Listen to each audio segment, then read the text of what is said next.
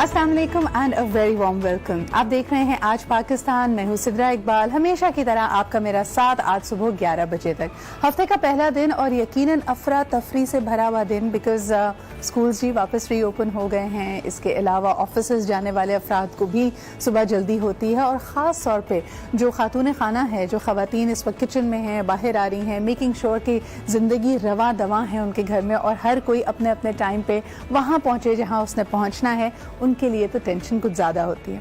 लेकिन आज प्रोग्राम की शुरुआत में हमने सोचा कि हम ये बात ज़रूर करें कि प्लानिंग जब आपके मुताबिक नहीं चलती तो क्या होता है। इसको अक्सर लोग दिल पे ले लेते हैं, कुछ लोग इसको फेलियर गंतानते हैं, कुछ के लिए ये सेटबैक होता है, लेकिन सबसे इम्पॉर्टेंट कई लोग इसको धोखे के ज़मरे में लेके आते हैं। यानी कभी कभार जब आपके प्लान्स आपके मुताबिक नहीं चलते और आपकी तवक्कुआत पे लोग पूरे नहीं उतरते, तो बहुत आसान होता है उस सेटबैक को दूसरों पे ब्लेम करना। यानी ये जो कुछ आपके साथ घटा है उसका इल्ज़ाम किसी और को दे देना कि देखिए जी, मैं तो बिल्कुल सही जा रहा था, लेकिन इस शख्स ने मुझे लेट डाउन किया।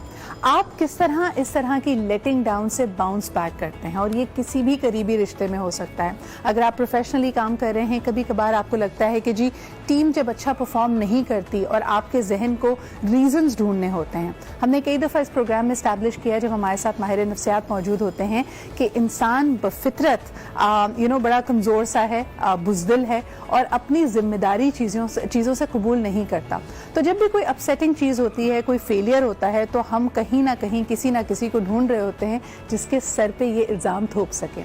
लेकिन how do you bounce back from a situation like that, जब आपका जो यकीन है, आपका जो आउटलुक है, जो पर्सपेक्टिव है, अगर उसमें कोई तकलीफ उसमें पहुंचे, कोई उसके अंदर एक तरह से क्रैक पड़ जाए और जो आपने सोचा था वो ना हो, तो क्या ऐसी कोई भी एक्सपीरियंस आपको मजबूत बनाती है या आपको कमज़ोर कर देती है?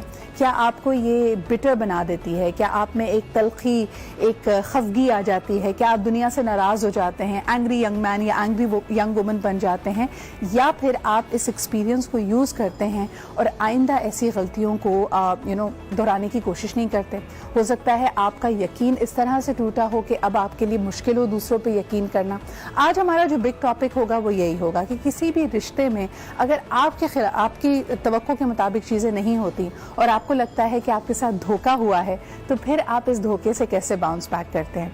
ये दोस्तों के बीच में भी हो सकता है, ये प्रोफेशनली भी हो सकता है, और इससे ज़्यादा जो दिल के मामलात होते हैं, करीबी रिश्ते होते हैं, उनमें भी होता है। कभी ना कभी आपको ऐसा लगता है कि जो मैंने एक्सपेक्ट किया था दूसरे से, उसने तो उसको कोई वैल्यू ही नहीं दी।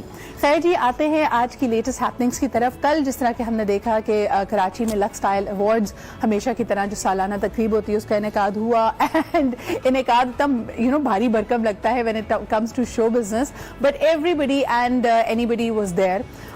इसमें अगर आपको याद हो कि लक्स स्टाइल अवार्ड से जुड़ी हुई कुछ कंट्रोवर्सीज भी थी, कुछ लोगों ने बाकायदा इसका बॉयकॉट भी किया था, और इसकी वजह ये रही थी कि उन्होंने कहा कि जी यहाँ पे जो लोग नॉमिनेटेड हैं, हमारे उनसे इख्तिलाफात है, और इख्तिलाफात भी बड़े संगीन नौयत के थे, क्योंकि कुछ के ऊपर हरासमेंट चार्जेस थे, मी टू मूवमेंट चार्जेस थे। तो उन्होंने कहा जो लोग इस तरह के, यानी जिन पे ऐसा इल्ज़ाम भी है, अगर वो इस अवार्ड सेरेमनी से मुंसलिक हुए तो हम अपनी नॉमिनेशन को फॉरगो करते हैं, हम इस दावतनामे को कबूल नहीं करते और हम वहां नहीं पहुंचेंगे। सवाल यहाँ पे ये पैदा होता है कि अगर किसी भी शख्स पे कोई इल्ज़ाम लगाया जाए, तो जब तक वो इल्ज़ाम प्रूफ नहीं हो जाता, क्या ऐसा रवैया सही है या नहीं? ये आप मुझे भी ज़रा ट्वीट करके बताएं, या आप मुझे कॉल करके बताएं कि अगर अभी एक शख्स पे सिर्फ इल्ज़ाम लगा है, और हो सकता है बड़े बड़े गहरे चार्जेस हों, बड़े संगीन चार्जेस हों, मिसाल के तौर पे हरासमेंट का, करप्शन का, चोरी का, डकैती का, तो फिर क्या करना चाहिए? जब तक वो इल्ज़ाम प्रूफ नहीं होता, क्या ऐसे शख्स के साथ काम करना, रवाबित रखना, एक ह्यूमन डिसेंसी या उनके साथ किसी भी किस्म का नाता रखना सही है या गलत है? इस पर ज़रा ज़रूर कमेंट कीजिए। लेकिन हम आपको स्क्रीन पे आपकी दिखा रहे हैं कि जो सितारे यहाँ पे पहुंचे लक्स स्टाइल अवार्ड्स पे, उनकी ऑब्वियसली उनकी लुक डिस्कस होती है, उनका रेड कार्पेट पे आना, उन्होंने क्या पहना हुआ था, क्या बातें हो रही थी, इसके अलावा دو مشہور ستارے جی اقرا عزیز اور یاسر حسین کی ضرور یہاں پہ بات کریں گے، جن کے بارے میں کافی عرصے سے لوگ بات چیت کر رہے تھے کہ بھئی آدھے فرینڈز، آدھے جسٹ کالیگز، آدھے مور دین فرینڈز. تو آپ کو بتاتے چلے جو ہائی لائٹ تھی کل کی تقریب کی وہ یہ تھی کہ یاسر حسین نے باقاعدہ اقرا کو پرپوز کیا اور سب کے سامنے کیا، پوری انڈسٹری کے سامنے کیا، and it was also being recorded and Iqra has very graciously accepted that. We wish the couple the very best of luck اور یقیناً they are now formally engaged to be married. اس کے علاوہ آپ کو بتاتے چلیں کہ بہت سارے لوگوں کی نامینیشنز تھی. Mahira was there, Atif Aslam was there. اس کے علاوہ جو جیتنے والے تھے وہ ہمیشہ کی طرح بہت خوش تھے، جو نہیں جیتے تھے ان کے اب اسٹیٹمنٹس آنے شروع ہوں گے اور پھر ہم دیکھیں گے ان کا کیا حال تھا. اچھا جی آگے بڑھتے ہیں. آگے بڑھتے ہوئے ہمارے پاس جو دوسری ہے آف کورس آج تیسری برسی ہے عبدالستار ایدھی صاحب کی، اور ان کا جو کنٹریبیوشن رہا ہے پاکستانی سوسائٹی کے لیے، ہماری سوسائٹی میں کمپیشن کو بڑھانے کے لیے، وہ میرے خیال میں اس کا کوئی ثانی نہیں ملتا.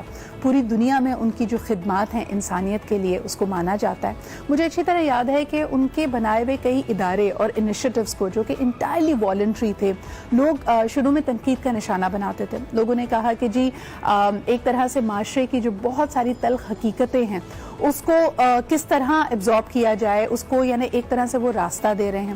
ان کے بارے میں کئی باتیں بڑی مشہور ہیں. مثال کے طور پہ جو مینگروو، اگر آپ کراچی سے واقف ہو، بورڈ بیسن کے سامنے جو ہے وہ ایک برساتی نالا بھی ہے. کہا جاتا ہے کہ when he was just a ten ager تو وہاں پہ کوئی شخص ڈوب رہا تھا اور باقی سب لوگ کھڑے ہوئے سب صرف دیکھ رہے تھے کہ کس طرح اس کو بچایا جائے، کیا کیا جائے. And Abdul Sattar Edhi without having any care in the world just jumped right away. اور بعد میں لوگوں کو پتا چلا کہ عبدالستار ایدھی کو تیراکی بھی نہیں آتی تھی، خود تیرنا بھی نہیں آتا تھا، لیکن پھر بھی وہ اس شخص کو جان بچانے کے لیے اس کی اس نالے میں کود پڑے. اس کے علاوہ